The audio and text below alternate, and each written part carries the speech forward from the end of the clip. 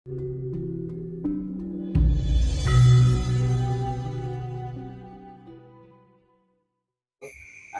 apa terserah. Ya.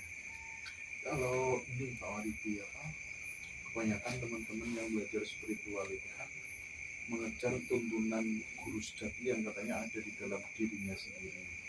Nah, katanya guru yang bagus terus tanpa cacat, kan pada kesulitan semuanya untuk menemukan itu sebenarnya juga sebutnya salah kaprah. ribut. Ya seperti tadi saya sampaikan di awal. Di situ ada jumbuhing kawula Gusti dan manunggaling kawula Gusti. Ya sebenarnya yang ditanyakan tadi itu arahnya ke sana. Tapi yang namanya tadi saya sebut guru sejati, guru panuntun, itu harus tahu dari kiblat papatnya. Setelah kiblat papatnya kita sebagai pancernya, tapi di dalam ajaran selanjutnya di sini kan ada yang namanya guru sejati itu apa. Terus ada sebutnya roh bapa, roh biyung. Itu nanti beberannya beda-beda. Roh bapa, roh biyung itu belum kita fokuskan kepada orang tua kita. Kalau kita bilangnya roh bapa, roh biyung itu sifatnya bapa, sifatnya biyung.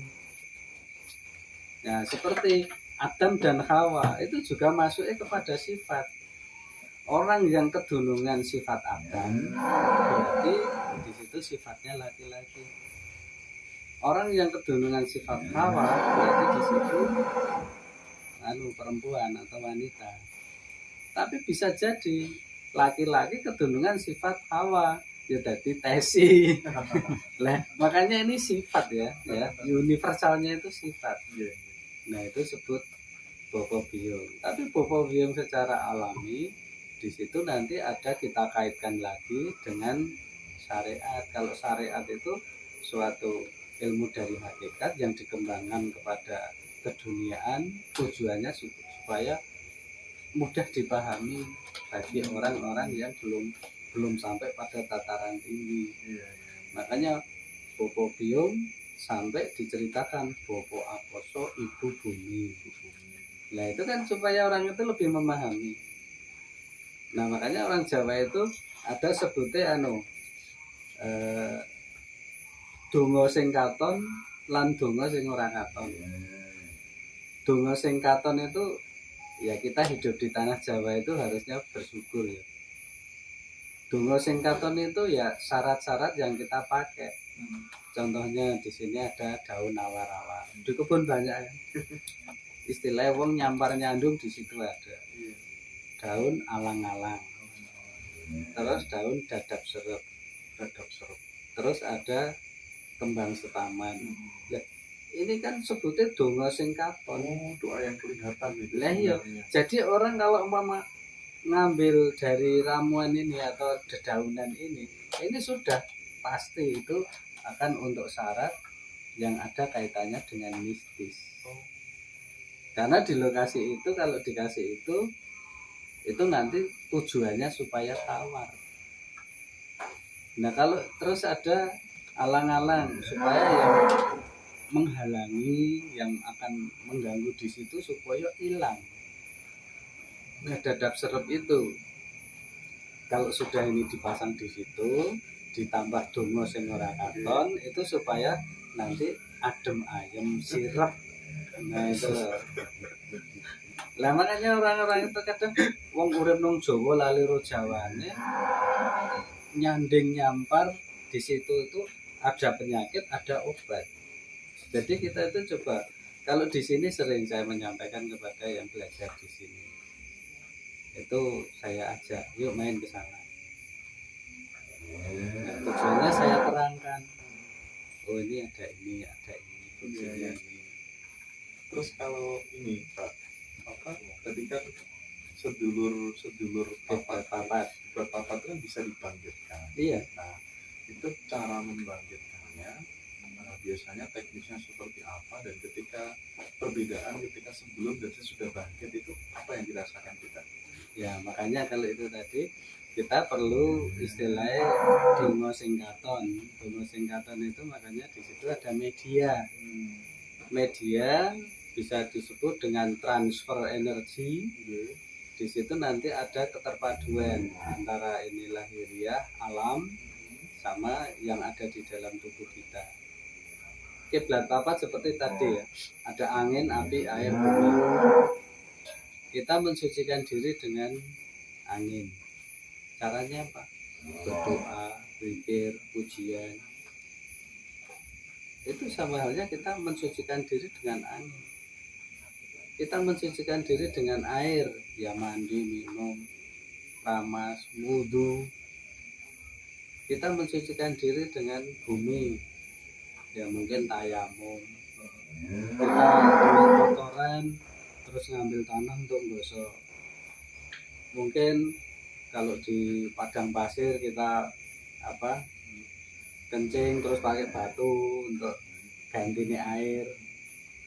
Tapi yang jarang dilakukan oleh masyarakat mensucikan diri dengan api. Dengan api, Pak. Sedangkan kita memiliki 4 kok baru dijalankan 3. Sedangkan api itu kan unsur Tuhan menciptakan jin dan setan.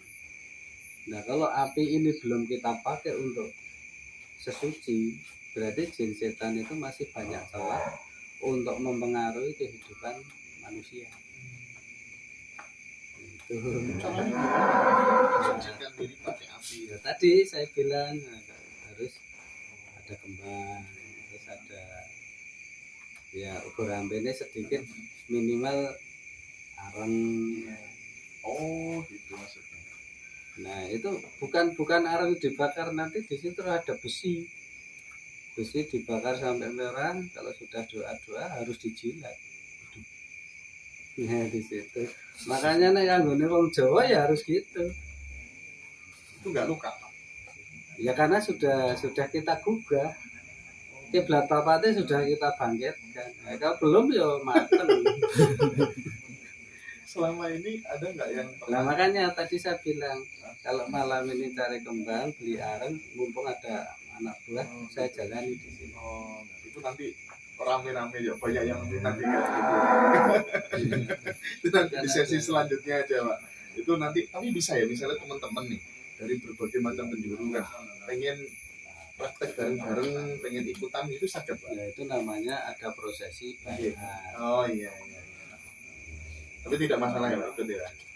Ya kalau untuk hanya sekedar mengikuti acaranya bisa, tapi kalau belajar ada prosesi khusus. Iya, biar sekalian belajar lah.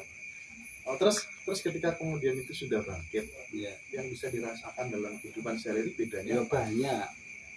Kita kan orang hidup itu bukan mencari harta, bukan mencari uang, tapi mencari kenyamanan dan keselarasan.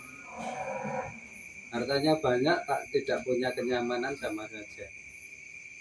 Kita kalau di dalam yang saya ajari, dulu saya pernah dikasih amanah pesen almarhum Sultan Sembilan. Siro goleo bondo saake-ake kanggo njejeke iman lan agama. Neng siro aja pati-pati golek bondo sakjroning iman lan agama. Nah ini yang perlu di garis besari seperti itu. Jadi kalau kita ngomong Tuhan, jangan ngomong harta. Kalau kita ngomong ibadah, jangan ngomong amplopan. Nah sekarang banyak yang namanya orang memberi wejangan. Itu kan ini sama halnya menyampaikan ajaran dari wahyu Tuhan untuk semua umat. Tapi kalau di situ tidak diamplopi, nggak mau jalan, nah ini berarti Tuhan itu dianggapnya apa? Nah itu yang menjadi salang surupi di situ. Pak, ketika proses pembangkitan kan orang itu kan beda-beda. Ono sing ibaratnya ketul gitu ya. Loh, di sini nggak ada istilah pinter dan ketul, tapi di sini hanya ikhlas dan bersih. Jadi kalau hatinya bersih, ya aman saja. Tapi kalau orangnya perilakunya tidak benar, ya otomatis kebakar. Pernah ada yang sampai Banyak. Waduh, modern gitu. sama yang Nah, di situ. Ya makanya ketulusan itu tidak bisa diukur dengan istilahnya tartilnya doa atau fasihnya berdoa. Kadang orang berdoa itu tidak fasih tapi malah mandi. Benar. Ya zaman simbah harmoni bismillahirrahmanirrahim malah muni semelah. Ngalamin. Nah, makanya di situ kembali kepada budaya. Kalau budayanya memang seperti ini, ya makanya sebelum ada agama yang masuk ke tanah Jawa, itu dulu di tanah Jawa itu sudah ada namanya Agomo Katigdayan. Agomo Katigdayan itu karena apa? Semua yang diucapkan bisa terjadi. Beda sama Kapitayan. Nah, Katigdayan kan Kapitayan. Tapi kalau Katigdayan ini lebih luas. Tapi kalau Kapitayan ini hanya sekedar dari kemampuan diri sendiri. Jadi sifatnya seperti Jumbuing Kawula Gusti dan Manunggaling Kawula Gusti. Kalau Kapitayan, Pitoyo itu kan pintar, prigel. Tapi kalau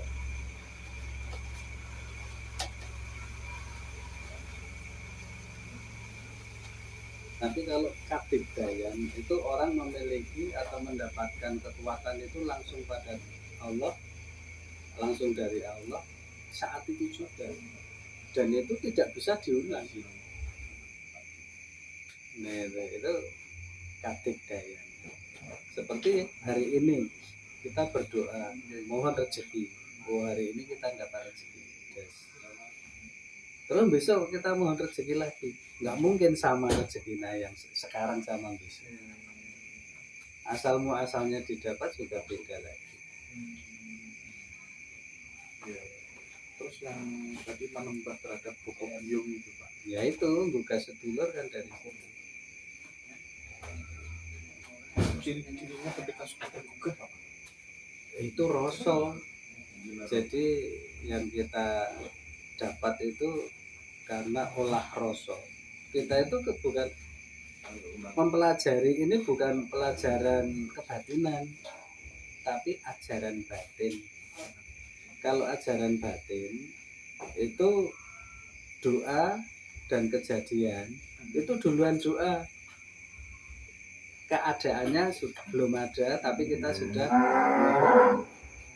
Tapi kalau kebatinan itu suasananya ada dulu atau bendanya ada dulu, baru kita mohon. Contohnya apa?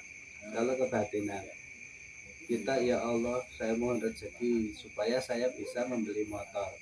Di mana-mana motor kan sudah ada. Nah itu kebatinan.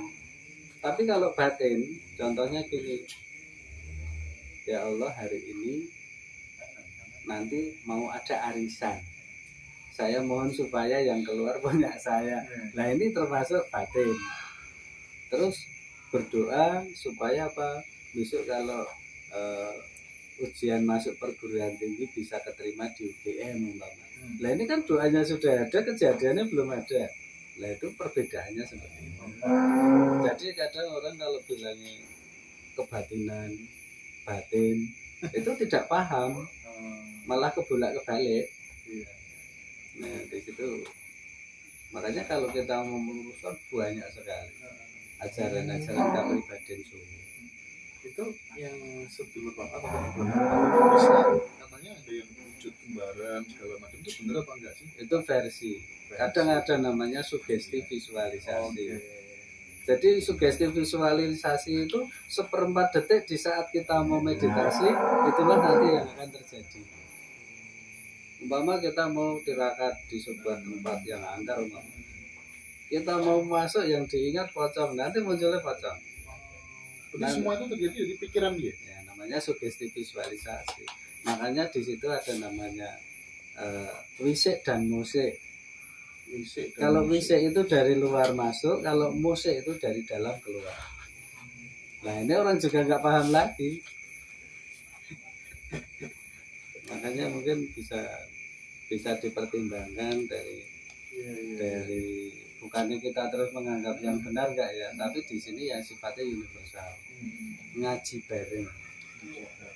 Makanya kalau dari yang sudah diwawancarai tadi bahasnya seperti apa, kok ada perbedaan itu bisa diklarifikasi. Karena kalau di sini lebih baik saya mempraktekkan dulu sebelum saya mengajarkan kepada orang lain. Tapi dasar pokoknya dari ajaran yang dulu itu sudah ada. Seperti untuk spiritual ya.